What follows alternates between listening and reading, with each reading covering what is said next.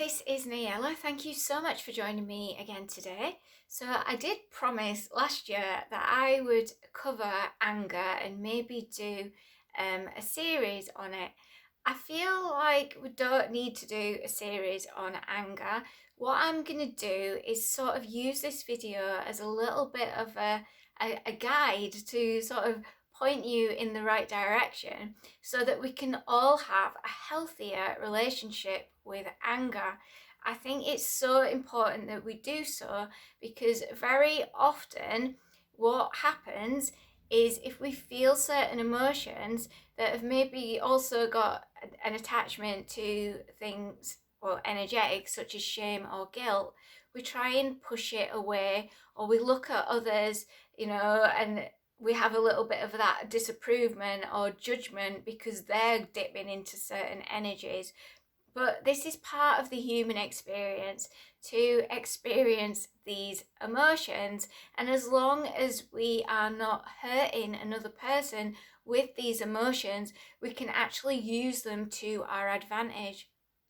Anger actually is an amazing energy because there's a lot of movement, there's a lot of momentum, and it can actually push us forward, and it can lead to amazing things happening because of this build-up of energy that pushes us forward. Unfortunately, when we don't really fully understand this energy and we don't know how to channel this energy in a positive way or a creative way, it can actually be disruptive as well, and that's when we can actually hurt another person. So as we evolve as a human race, as humanity evolves, it's really important that we also get a grip on these emotions and have a healthier relationship with them as well, so that things that have played out don't continue to play out. So, what is anger? So, if we think of anger as a built in alarm system, so really, if we think of anger, awareness. When we feel anger, that build up of anger, it is awareness. It's drawing our attention to something. Something needs to be looked at. It's also a trigger of emotion. So when we get angry, instead of judging ourselves by it or judging another by it, think of it more as it's a trigger of awareness. So instead of pushing it away, we want to really bring it closer to us, bring it under that microscope and have a closer look at it. So what do we do? What do we do when that alarm system goes off? Well, this is our cue to learn and grow through the anger. So again, instead of pushing it away or starting to judge or allowing other more negative energies to creep in, this is where we learn and grow. Great. This is a great opportunity here. So how do we do that? Well, we ask questions. So what is the anger showing you? It's time to deep dive into our feelings. And I know this can be really scary for a lot of people, to actually go deeper into your feelings, because often it's like, I'm feeling something, run away. But we need to get into that habit now. Instead of running away, actually going into it, facing it head on. So what do we do next? We let go. So we don't hold on to it, because if you think about energy that is moving, it, especially anger, it's a big energy there. It's important that it flows through, that energy doesn't build up in the body, because when it builds up in the body, that's when we get our issues.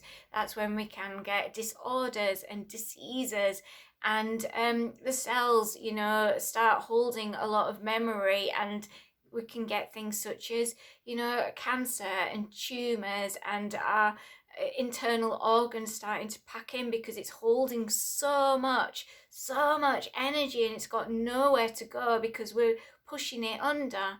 Or the opposite can happen, where we've held on to it for so long and it's like a coiled spring, and eventually it's got to go somewhere. And that's why we see certain people just snap or go into rage, because they've been holding it on for so long, and it's got to come out eventually in some form, be that illness or disorder or disease, or where we physically react. So let go. It's important that we allow ourselves that room to feel what we're feeling, and then allow it to continue to flow through. And that goes for all energies. We're really good at the more positive energies in nature to flow through, such as being happy. We allow that to flow through. But the heavier energies, we seem to hold on to them. So we've got to learn now to let those energies flow through as well. Then get clear and get creative. So if we think about emotions is energy in motion. So that anger, it's just energy. It's energy that has been created, and then it needs to flow through. So we need to learn to allow it to pass through. And we do this by going into non-judgment. It's okay to feel whatever you are feeling. Now, when we're younger, possibly as a toddler, we may have been taught that it wasn't okay to be angry. Maybe our parents couldn't handle that emotion because they'd been taught to judge it, or that there was guilt or shame connected to it. So it's important also that we now learn to teach our younger generations right from a very early age that it's okay to feel what they are feeling, as long as they are not hurting another person. And this is how we get creative with that energy. We are creator beings, so what can we do with that energy? How can we channel it in a positive way? This is what we need to be teaching our children now as we learn and teach ourselves. So we could write about it, maybe write a poem or creative writing, or do some artwork on it, or write a song about it. There's so many different ways. We could exercise, we could, channel that energy into cleaning, whatever it is that is going to turn that perhaps more negative viewed energy into something positive, and that creates and generates something of a more positive nature. So we're using that energy to create something that is going to help us rather than hinder us. And it's really important, like I've mentioned before, to let go of any guilt, shame, or fear of the emotion. Very often, by going under a certain emotion that presents itself, there's something else under there. Like I said before, there's a trigger there. It's a built-in alarm system. So it could be, very often it is actually, under that anger is fear. So it's important to reassure yourself everything's fine. It's okay to feel what you're feeling.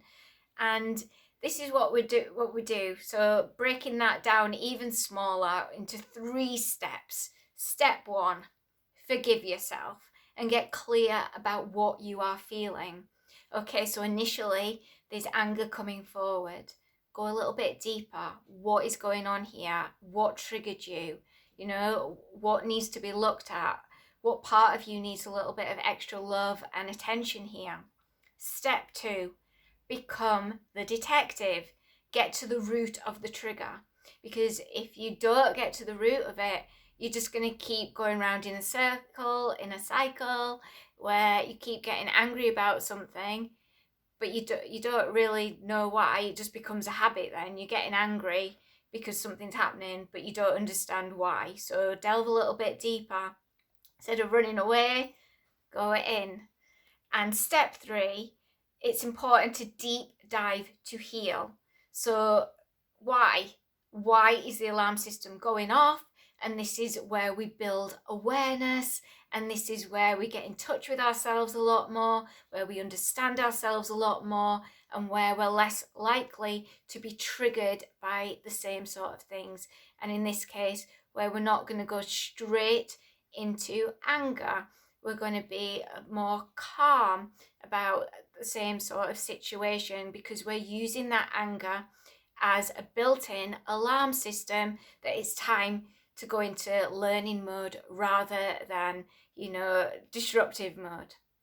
So, why do we get angry? Why is that an energy right now that we are exploring?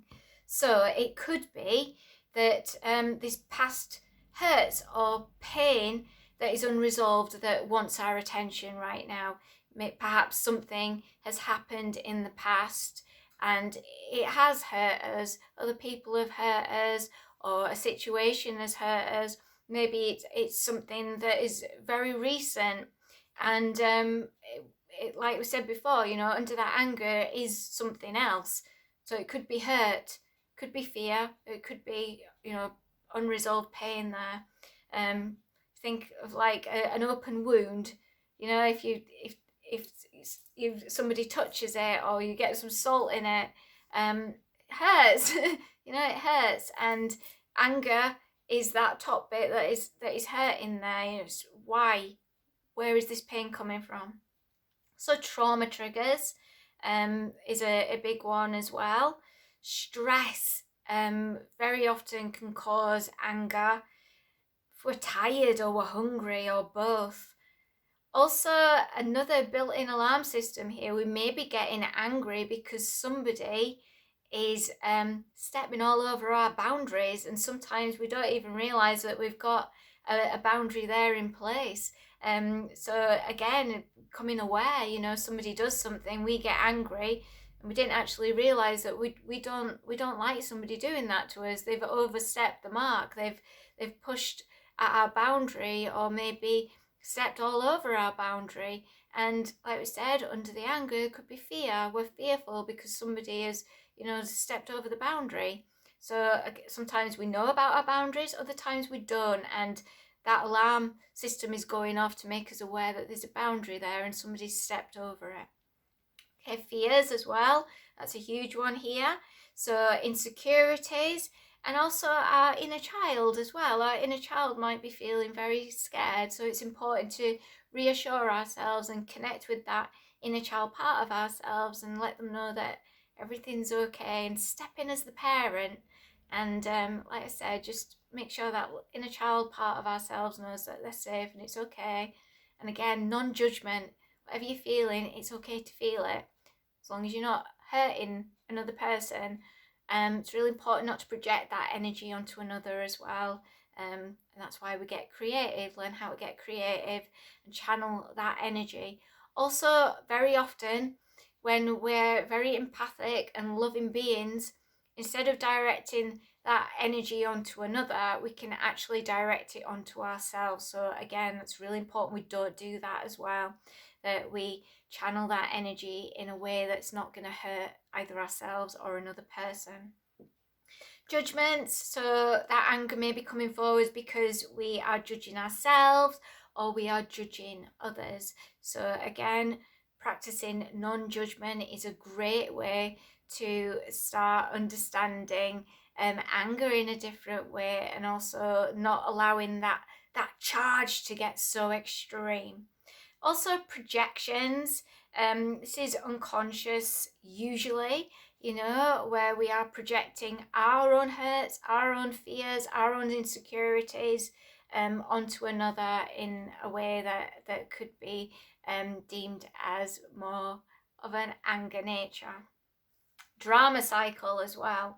So one person could be getting angry, and we get sucked into that drama cycle, and we feed into that drama of another. So there's energy charge there. So rather than stepping out of it and staying calm, we get sucked into it and we become very angry as well. And what we're actually doing is we're taking on that anger of another as our own and joining in with them. So instead of one person being angry, there's then actually two people being angry, and that charge of energy gets even bigger and they feed off each other.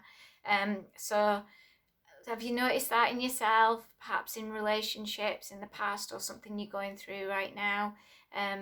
making sure you realize that another person's anger doesn't have to set you off so that you're angry.